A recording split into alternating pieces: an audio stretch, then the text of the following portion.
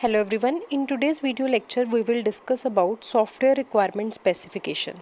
Software requirement specification is one of the important stage in software development lifecycle model. Basically, software requirement specification is a complete description of the behavior of a system to be developed, and it tells you what to do, not how to do actually. SRS always need to be validated. In SRS, in software requirement specification, we first gather all the requirements, then we analyze those requirements. We need to check out whether there are some anomalies or inconsistency or some incompleteness occur into those requirements.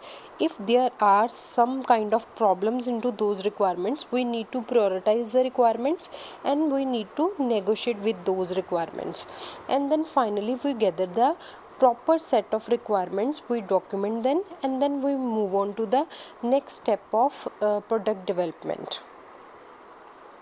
So why this is important, that we need to get the requirements at the earlier stage and it should be proper, because software requirement specification validates the success of your software project. So actually what happens is, this is an example to explain the importance of software requirement specification. In the very first picture, the customer explained to the developer that I need this type of some product, like I need a swing which is having three portions. Okay, but how the project leader understood it, he thinks that on a tree what you need is, you need a simple swing of single stage. How the engineer will design it you can see, and how the programmer will write the code, and how the sales executive will describe that what you are going to have. You are going to have a luxury sofa at the end, and this is how the project was actually documented. Documentation is very important when we are developing a software. How the operations are installed, how the customer is being charged for the large one swing, how the help desks actually supported it, and end of the day what the customer will receive. So what we need to do is, we need to understand the basic requirements of the customer at the early stage properly, so that we can develop whatever is needed by the customer. Otherwise end of the day customer will state this is not the project which I actually want, so it would be failed.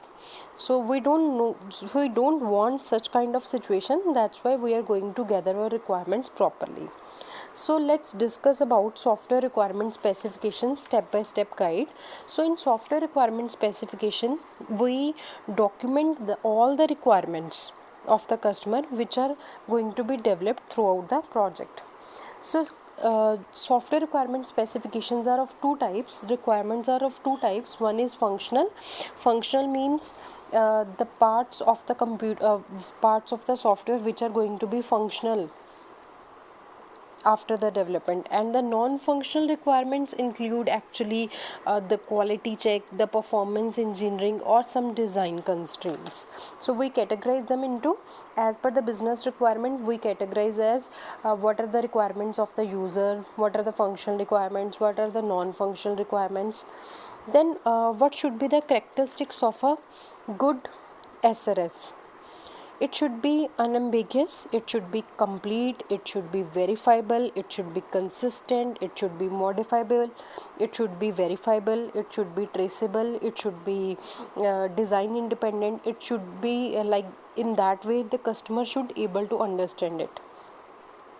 So the next step is how we can gather those requirements. Basically, SRS is an agreement between the customer and the supplier, and SRS will help us as a basic of agreement between the customer and the supplier. Through requirement specification document, the development effort would be reduced, the development process would be easy. It will basically validate the baseline of the software. We can easily understand the budget and schedules. We can estimate our schedules as well, and we can also perform later on all types of maintenance also. So how we can gather it? One way is we can have a group discussion with the developers team and with the customers team, and then we can judge what are the requirements of the customer.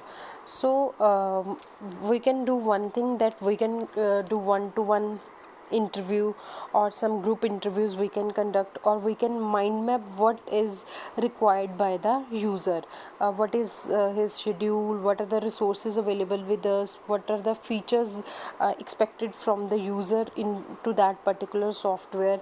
We can brainstorm them so that we can understand what they are requiring, and we can observe from their requirements. We can fill questionnaires from them.